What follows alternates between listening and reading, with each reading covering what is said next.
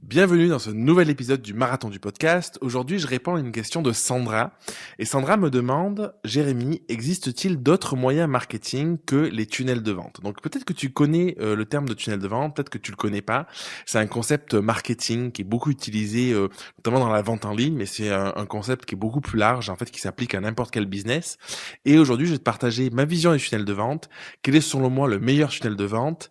Est-ce qu'il y a d'autres alternatives au tunnel de vente? On va voir tout ça dans cet épisode.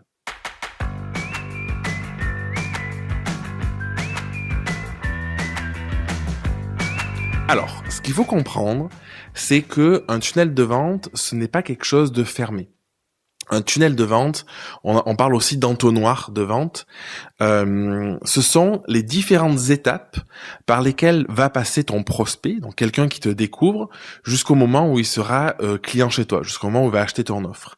Donc, de manière assez classique, quand on parle de tunnel de vente, on parle de page de vente, et il y a plusieurs choses qui sont importantes dans cette notion de tunnel de vente. L'idée, c'est de réfléchir sous forme d'entonnoir ou de tunnel, tu vois, c'est vraiment une direction à prendre, et de se dire, à l'origine de ça, par quelles étapes passent les personnes qui vont me découvrir. Donc souvent, à l'origine, on parle d'acquisition de leads, donc d'acquisition de prospects. C'est-à-dire que c'est des personnes froides, entre guillemets, c'est-à-dire qui ont peut-être pas forcément envie d'acheter ton offre, qui connaissent peut-être même pas ton offre, qui savent peut-être même pas qu'ils ont un besoin, ou il peut y avoir des personnes plus qualifiées qui ont déjà un besoin. Et du coup, l'idée, à l'entrée du tunnel, souvent, c'est de mettre en place des articles de blog, de mettre en place un compte Instagram où on va partager des photos, des choses comme ça. Et l'idée, c'est de faire un maximum, d'avoir un maximum de personnes qui découvrent notre contenu. Donc ça, c'est la partie visibilité, un petit peu en haut de l'iceberg, où vraiment le côté, c'est le plus visible, c'est ce qu'on voit. Et au fur et à mesure qu'on descend dans l'entonnoir, qu'on descend dans le tunnel, ce qui se passe, c'est que les personnes vont avoir un certain filtre. Donc sur Instagram, par exemple, les réseaux sociaux, on conseille de poster du contenu qui va être un peu plus marqué, qui va être un peu plus populaire, pour juste se faire connaître. Ensuite, on va conseiller de poster du contenu qui va être plus spécifique, du contenu plutôt pour se faire aimer par les personnes qui ont commencé à nous suivre ou qui vont nous suivre parce qu'ils vont se dire ah ça a l'air sympa ce que cette photographe ou ce photographe partage. Et ensuite, on parle de contenu de conversion.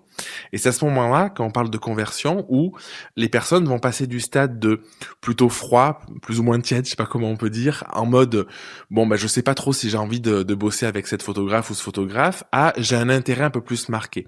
Donc ça, c'est sur les réseaux sociaux. Souvent dans les articles de blog, l'intérêt, il est plus marqué d'office parce que le besoin est beaucoup plus clair. Donc dans le tunnel, le fait d'avoir un article de blog, les personnes vont faire une recherche sur Google, vont tomber sur ton article, sur ton site, et ensuite vont peut-être avoir envie d'en savoir plus.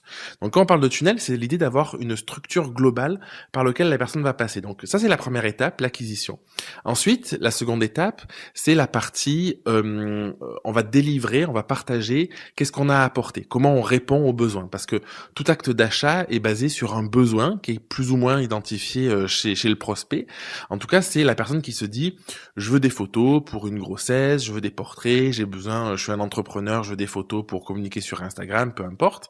Et l'idée, c'est d'avoir à un moment un espace. Alors ça peut être soit juste une page de vente qui détaille un petit peu. Donc il y a des structures de pages de vente qui sont plus ou moins adaptées en fonction des types de cibles, en fonction de ce qu'on veut faire, qui détaillent un petit peu quelle offre on a, comment on répond aux besoins de cette personne, comment ça se passe notre prestation, notre service, notre séance, notre reportage, peu importe, et jusqu'à la partie finalement formulaire sur un site internet, le contact.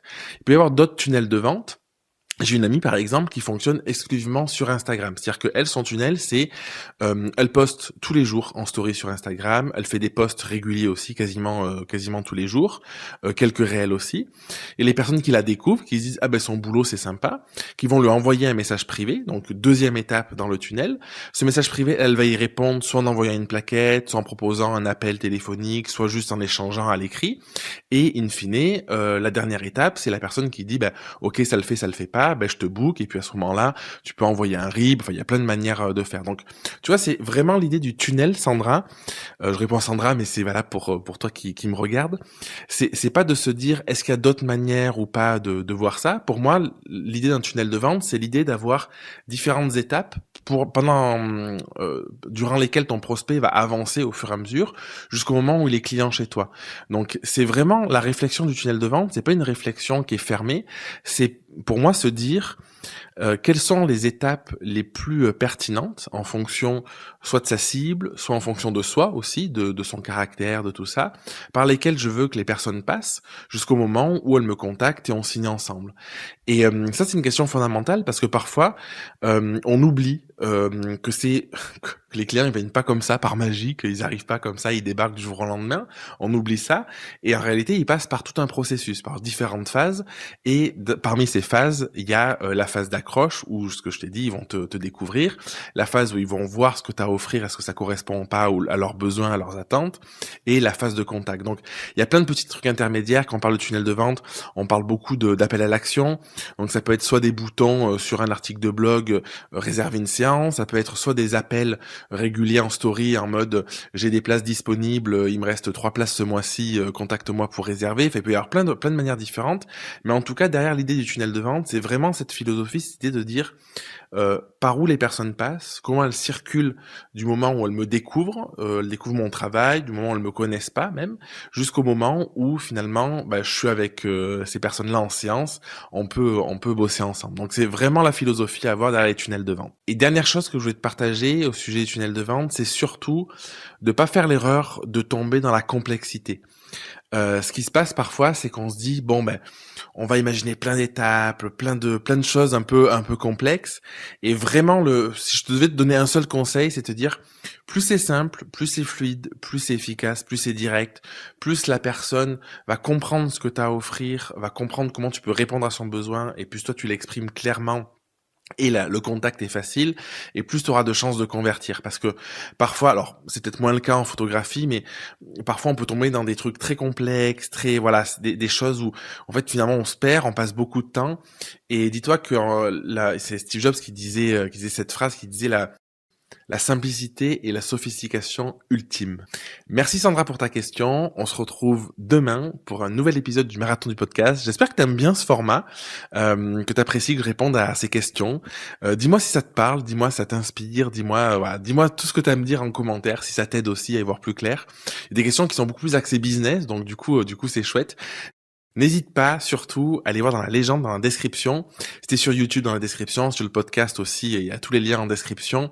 Toutes les petites offres que j'ai, donc c'est des offres gratuites d'ailleurs, c'est des petits cadeaux pour structurer ton entreprise sur un aspect plus business, sur un aspect organisationnel, sur le workflow de sauvegarde, sur le fait d'arriver à avoir des clients de manière plus régulière, en tout cas arriver à trouver les clients qu'on souhaite. Donc, va voir tout ça, c'est en description, et je te dis à demain pour un nouvel épisode du podcast.